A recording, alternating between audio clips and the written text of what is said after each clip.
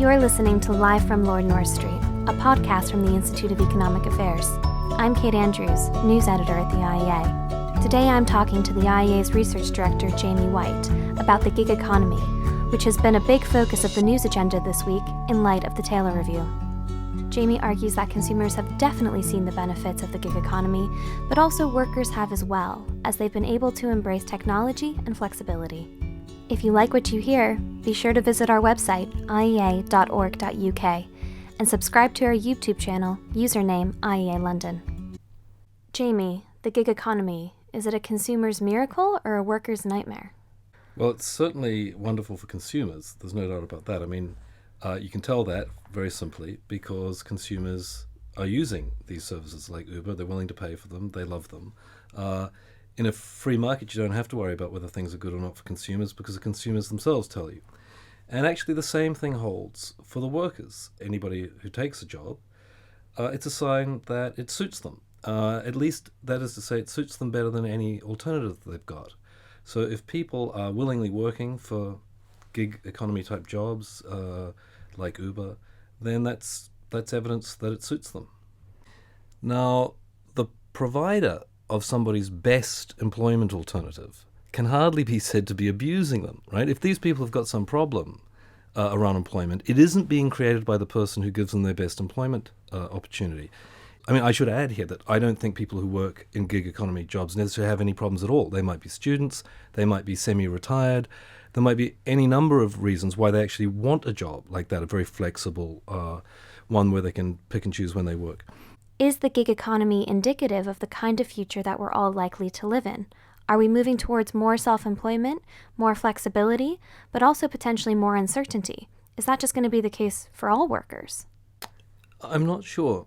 This idea has been bouncing around for a long time, actually. I remember in the roundabout the late 90s, early noughties, people saying that, people weren't going to have long-term jobs. They would keep shifting. It wasn't quite the same idea. It was this idea that was going to be rapid turnover in jobs.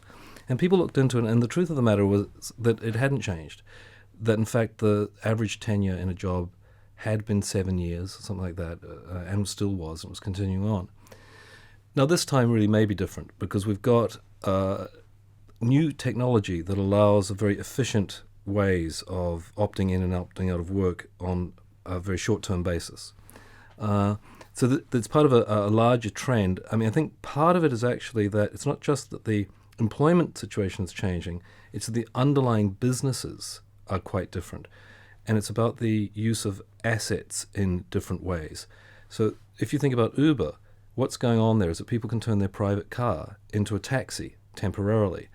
Now, the business model for taxis used to be quite different. It used to be that a taxi had to be a registered vehicle, and often you had to pay a lot of money to get the license for it to be a taxi. The technology which has allowed cars to temporarily become taxis is part of what's explaining why people are temporarily becoming taxi drivers. And similar things are happening all around the place. I mean, for example, Airbnb. Airbnb allows your house to temporarily become a hotel room. Therefore, it allows you to temporarily become a hotel owner. So this is a really radically new development, and it's absolutely fantastic because it means we've got much more capital efficiency. So instead of all these cars lying idle at night, parked outside somebody's house, they're turning into taxis during that period. And when a house would have been empty because its owner was on holiday, now it's not empty, it's being filled. And so this is a wonderful development. It means we're getting much more utilization out of assets, and it will increase economic efficiency greatly. And I think it's a knock-on effect of these developments that employment is also becoming more flexible in this way. So if the gig economy is proving useful for consumers and workers alike, why is the state in many different countries across the world trying to crack down on it? People have invested a lot in other business models. So, if you're a taxi driver who's paid a lot for a license, you resent Uber, and so you lobby the government to put them out of business. How do you do that? Well, all sorts of ways. One is that you pretend that you're concerned for the welfare of the poor Uber drivers. It's nonsense, but that's the reason you have to do it. So it's simply protectionism. It's protectionism in the labour market. The unions hate it for the simple reason that this way of working is not easily unionized. And so, again, it promises to put the unions out of business. I should add that unions tend to always go out of business, except in the public sector, for a simple reason, which is that in the private sector, a union drives up the cost of employment. So non-unionized companies have lower labor costs than unionized companies, and slowly the non-unionized ones thrive and the unionized ones don't. There's one exception, which is the public sector, because in the public sector there's no competition. They've got monopolies, and they get their money from taxation, not from paying customers. And so unions can go on and on and on in the public sector, and that's what you'll see all across the Western world. Unions are really only strong now in the public sector. The Taylor Review, which came out earlier this week in the UK, pointed towards some kind of jobs that most of us wouldn't want to do and wouldn't find very attractive.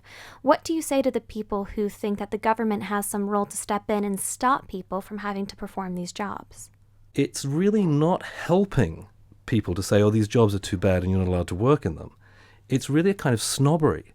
You're saying, well, I wouldn't work in such a job. So you pretend that you're being good by stopping them, but really you're just ruling out what is for them their best alternative. So it's not a kind of caring, it's a kind of bullying. Be sure to visit our website, iea.org.uk, and subscribe to our YouTube channel, username IEA London.